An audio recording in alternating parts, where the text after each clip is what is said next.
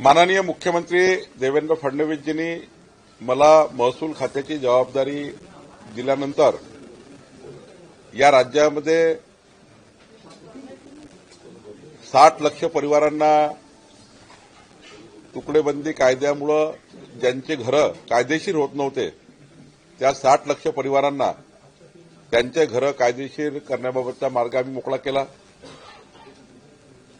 एनएमध्ये सनद नावाचा एक डॉक्युमेंट असायचं, ज्या डॉक्युमेंटसाठी लोकांना घरं बांधताना, औद्योगिक विकास करताना, व्यावसायिक विकास करताना अडचणी तयार व्हायच्या। सनद आता काढून टाकली, त्यामुळे आता केवळ प्रीमियम भरलं तर कुणाच्याही घरी, कुणाच्या ऑफिसमध्ये जायची गरज नाही, तहसीलदार एडीओकडे जायची गरज नाही। प्रीमियम भरलं की ऑटोमॅटिक सनद आणि एनए हे या ठिकाणी घेण्याची गरज नाहीये। हा निर्णय जवळपास या राज्यातल्या सर्वच औद्योगिक, कॉमर्शियल आणि रेसिडेन्शियल यूज करणाऱ्या त्या आरक्षणाच्या मध्ये असलेल्या लोकांना याचा फायदा होणार आहे। खरं तर पुढच्या काळामध्ये अनेक गोष्टी आम्ही करण्याचा विचार करतोय। जे क्लिष्ट महसुली कायदे आहेत त्यांना सुधारणा करण्याचा आपण निर्णय करतोय। शेतकऱ्याच्या शेतात पांधन रस्ते बांधकामाकरता मुख्यमंत्री बळीराजा पांधन रस्ते योजना आम्ही आणलेली आहे। विद्यार्थ्यांना आता त्यांच्या डॉक्युमेंटकरता स्टॅम्प पेपर लागणार नाही। कुठलंही डॉक्युमेंट काढताना विद्यार्थ्यांना caste certificate, validity certificate, domicile certificate, कुठलंही डॉक्युमेंट, कुठलाही त्या ठिकाणी स्टॅम्प पेपर लागणार नाही। आपसामध्ये जर वाटणी करायची असेल वडिलोपार्जित प्रॉपर्टीची, त्याला 500 रुपयांमध्ये त्याची रजिस्ट्री होईल। त्याला मुद्रांक शुल्क किंवा कुठलीही स्टॅम्प ड्युटी लागणार नाही। असे 38 निर्णय आमच्या खात्याने घेतलेले आहे। खरं तर एक महसूल विभागामध्ये जनतेच्या मालमत्तेचं रक्षण करण्याची जबाबदारी या खात्याची आहे। त्यामुळं जे सरकारी जागेवर लोक बसलेले आहेत त्या लोकांना 2011 पूर्वी जे लोक ज्या जागेवर बसले आहेत त्यांना त्याच ठिकाणी पट्टेवाटप करून त्यांना घरं देण्याची योजना आपण करतो आहे। सोबतच विदर्भातील झुडपी जंगल जागेमध्ये 2 लाख परिवार होते, त्या परिवारांना त्या घरांचं प्रोटेक्शन मिळण्याकरता, त्या घरांचे पट्टेवाटप करण्याकरता सुप्रीम कोर्टमध्ये आम्ही गेलो। सुप्रीम कोर्टकडून मान्यता मिळाली। आता 2 लाख घरं हे कायदेशीर होणार आहे। असे अनेक निर्णय, म्हणजे जर महसूल खात्याचा विचार घेतला, म्हणजे महसूल खात्याचा पूर्ण आपण वर्षभराचा हा प्रवास बघितला तर मला वाटतं 3 ते 4 कोटी नागरिकांना वेगवेगळ्या पद्धतीने त्यांच्या मालमत्तेबद्दलचे जे अनेक वर्ष राज्य सरकारकडे विषय प्रलंबित होते, जवळपास 4 कोटी लोकांना आम्ही वेगवेगळ्या योजनेतनं या ठिकाणी लाभ पोहोचवण्याचा आम्ही या ठिकाणी प्रयत्न केला आहे। मला वाटतं आमचं सरकार, देवेंद्र फडणवीसचं सरकार हे विकसित महाराष्ट्राकरता काम आम्ही करतो आहे। आणि मला विश्वास आहे की पुढच्या काळात महसूल खातं हे राज्यातलं तर आपलं अग्रगण्य खातं आपण करूच, पण देशामध्ये या ठिकाणी ज्या काही आधुनिकीकरण आहे त्या आधुनिकीकरण स्वीकारून या ठिकाणी आम्ही पुढे जाऊ। महत्वाचं आधुनिकीकरण आम्ही मोजणी खात्यामध्ये करतोय। जे मोजणी खातं 1.5 2 महिने शेतकऱ्याची मोजणी होत नाही, त्या मोजणीबद्दल त्या ठिकाणी एक नवीन आधुनिकीकरण आणून डेटा सेंटरच्या माध्यमातून, जीआयएस सेंटरच्या माध्यमातून आंध्र प्रदेश, कर्नाटकमध्ये ज्या पद्धतीने आधी मोजणी, मग रजिस्ट्री, मग त्या ठिकाणी फेरफार, हा जो अत्यंत महत्वाचा बदल अनेक राज्यांनी केला आहे। आमचंही राज्य आधी मोजणी 15 दिवसामध्ये, मगच रजिस्ट्री। खरं मोजणी आणि रजिस्ट्रीच्या त्या ठिकाणी आराजीमध्ये कमी जास्त फरक राहू नये म्हणून मोजणी केल्यानंतर रजिस्ट्री, रजिस्ट्री केल्यानंतर तुमचे म्युटेशन, फेरफार, अशा याच्यावर राज्य आणण्याचा आमचा विचार आहे। महसूल खातं हे बऱ्यापैकी पुढच्या काळातही या वर्षभर जे आम्ही केलं आहे, पुढच्या वर्षी जनतेला या घेतलेल्या निर्णयाचा लाभ कसा होईल, घेतलेले निर्णय खालीपर्यंत कसे इम्प्लिमेंट होतील, घेतलेल्या निर्णयाचा उपयोग शेतकऱ्यांपर्यंत कसा पोहोचेल, याच्याकरता आम्ही काम करणार आहोत।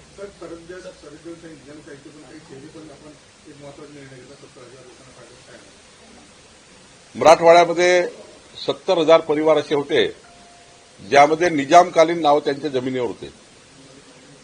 परवाच्या जो आपण त्या ठिकाणी सभागृहामध्ये कायदा आणला त्यामध्ये मदतमासमध्ये ज्या जमिनी होत्या त्या जमिनीला आता आपण फ्री होल्ड केला। एकही पैसा न घेता 70,000 परिवाराच्या जमिनी म्हणजे घरं, राजुरा शहर ज्यावर आहे, तर राजुरा शहर सर्व शहर हे निजामाच्या जागेवर आहे. असे अनेक शहरं आहेत, त्या ठिकाणी अनेक गावं आहेत, नांदेडमध्ये आहेत, मराठवाड्यात आहे. त्या सर्व घरांची आता प्रॉपर्टी फ्रीहोल्ड केली आणि ही घरं त्या जे लोक त्या घरी राहतात त्यांच्या नावाने करून देण्याचा निर्णय महसूल खात्याने केला आहे.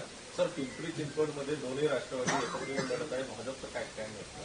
भारतीय जनता पार्टी आणि शिवसेना महायुती आहे. काही ठिकाणी राज्यामध्ये वेगवेगळ्या पद्धतीने महायुती ऑपरेट होत आहे, पण भाजपा शिवसेनेचं एकमत झालं आहे. पुणे, पिंपरी चिंचवड, नाशिक अनेक ठिकाणी भाजपा शिवसेनेची बोलणी सुरू झाली आहे. आता भाजपा शिवसेनेची बोलणी झाल्यानंतर मग इतर 13 मित्र पक्ष आहे त्याचीही चर्चा आम्ही करणार आहोत. भाजप आणि शिवसेनेची बोलणी सुरू आहे. राष्ट्रवादी सोबत म्हणजे पुण्याचं असो किंवा आता अमरावती सुद्धा त्याच्याकडे युवा स्वाभिमान असेल तर आम्ही करणार नाही असं राष्ट्रवादी. नाही, आमच्याकडे युवा स्वाभिमान हा मागच्या 15 वर्षापासून आमच्या महायुतीचा भाग आहे. रवी राणा हे युवा स्वाभिमान पक्षाचे जे अध्यक्ष आहे त्यांनी अनेक निवडणुकीमध्ये भाजपाला पाठिंबा दिला.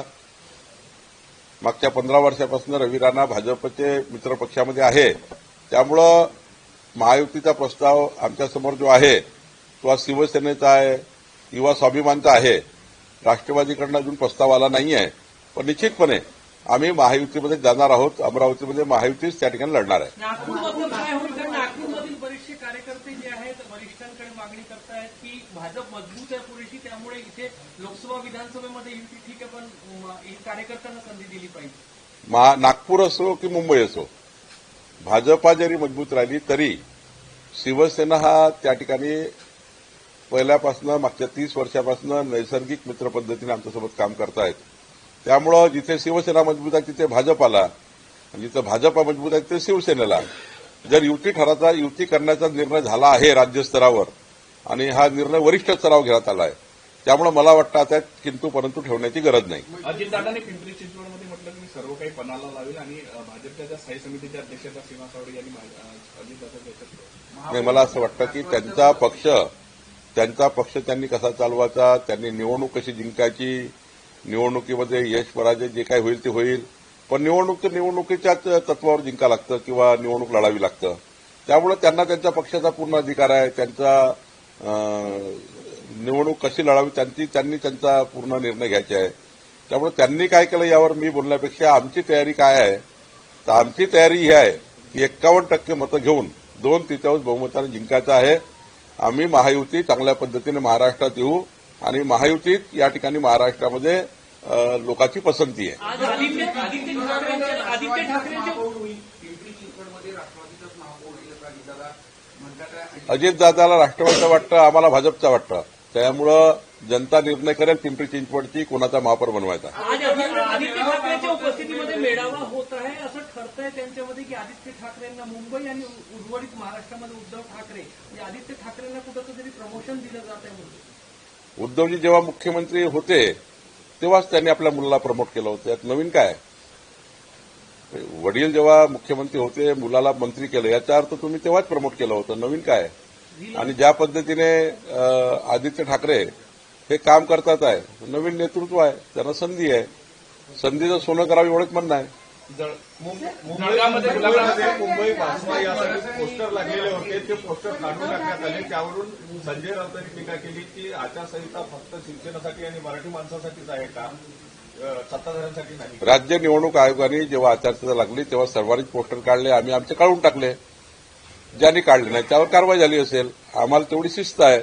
आचारसंहिता लागल्याबरोबर भाजपच्या युनिटने आपापल्या गावात जाऊन तुम्ही बघा नागपुरात काढले की नाही काढले आम्ही. त्यामुळे आम्ही आपले काढले, ज्यांनी नाही काढले म्हणून कारवाई झाली. त्यात काही तुम्ही काढायला पाहिजे ना. राज्य आपल्या निवडणूक आयोगाला गरज पडू नये काढायची, कलेक्टरला गरज पडू नये. आपापल्या पक्षाचे आपापल्या नेत्यांनी आचारसंहिता लागली की साधा नियम आहे, काढले पाहिजे. आम्ही काढले, त्यांनी काढले नाही म्हणून कारवाई झाली. गुलाबराव पाटलांनी जळगावमध्ये म्हटलं जर सन्मान दिला नाही तर आम्ही स्वबळावर दिलं. गुलाबराव पाटील तर स्वभावाप्रमाणे बोलत असतात, पण माननीय देवेंद्रजी, माननीय एकनाथजी, आम्ही सर्व बसलो होतो. त्यामध्ये महायुतीचाच निर्णय झाला आहे. मुंबई अमित शहाच्या याच्यात जाऊ देणार नाही, कशात जाऊ देणार नाही असं संजय राऊत म्हणतात. आणि तो डकेत कोण आहे ते माहिती आहे, डकेत कोण आहे ते महाराष्ट्रात माहिती आहे. असं आहे की त्यांना बोलायला काही मुद्दे नाही. त्यांना मुंबईच्या विकसित मुंबईचा प्लॅन काय हे माहिती नाही. त्यांच्याकडे डेव्हलपमेंटचा अजेंडा नाही. सकाळी झोपून उठल्यापासून झोपतपर्यंत टोमणे मारण्याचा त्यांचा कार्यक्रम आहे. टोमणे मारत राहतात. त्यांनाही माहिती आहे महाराष्ट्राची मुंबई, मुंबई महाराष्ट्राची. सारं जोपर्यंत चंद्र सूर्य आहे तोपर्यंत मुंबईला महाराष्ट्रापासून कोणी वेगळं करणार नाही. हे माननीय मुख्यमंत्री एकनाथ शिंदेजी, देवेंद्रजी या राज्याच्या सर्वच 14 कोटी जनतेला वाटतं आहे. आणि त्यामुळं हे जे आहे ना हे फक्त काहीतरी दिवसभर टीव्हीमध्ये दिसलं पाहिजे, दिवसभर चाललं पाहिजे, काहीतरी लोकांनी आपल्याला ते सकाळी फेसबुकवर कॉमेंट केले पाहिजे, काहीतरी आपले लाईक्स डिसलाईक राहिले पाहिजे लोकांमध्ये, म्हणून ते करत राहतात. कालच निवडणूक जाहीर झाली आणि आज ते म्हणतात की पैशाचा महापूर वाहणार आहे आणि पैशाचा वापर होणार.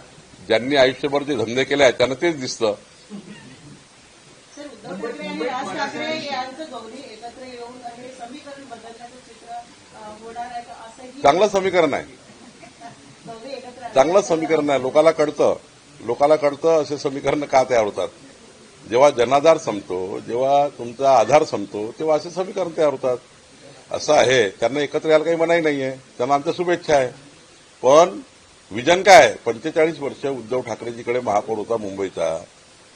देवेंद्र फडणवीसजी एकनाथ शिंदेला यावं लागलं. मुंबईचा संपूर्ण विकास मुंबईची आज बघा जगातला कुठलाही व्यक्ती होता तुम्ही जाऊन बघा मुंबईला.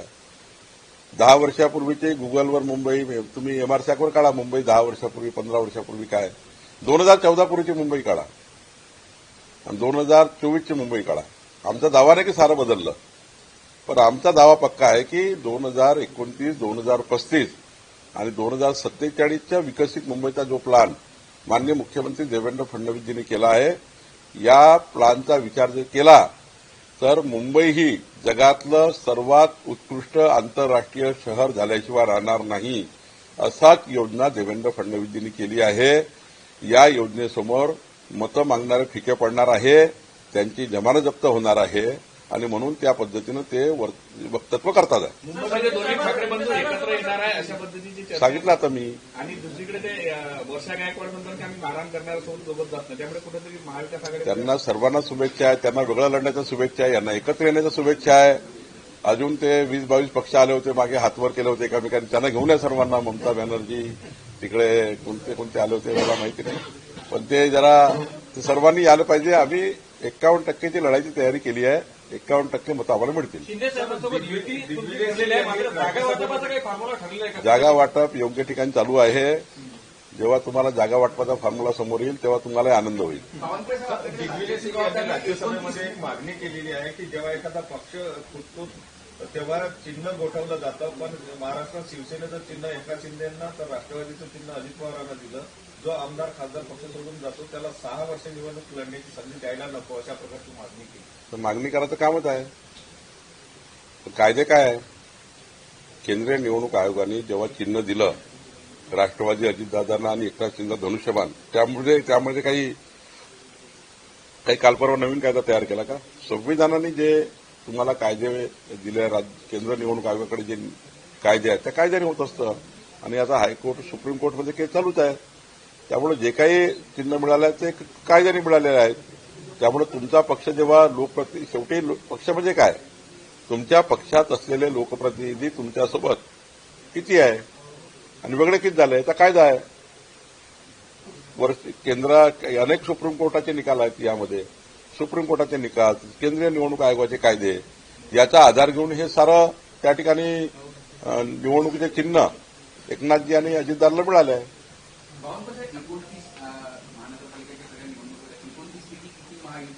सर्वच जिंकणार आहे. 29 महापौर हे भाजपा महायुतीचे होतील. आता कॅल्क्युलेशन चालू आहे प्रत्येक जिल्ह्यामध्ये जाऊन. 100% आम्ही सर्व सोबत लढणार आहोत. 29 हे लिहून घ्या. जेव्हा मतमोजणी होईल 16 तारखेला तेव्हा 29 महानगरपालिकेचे महापौर भाजपा महायुतीचे राहतील.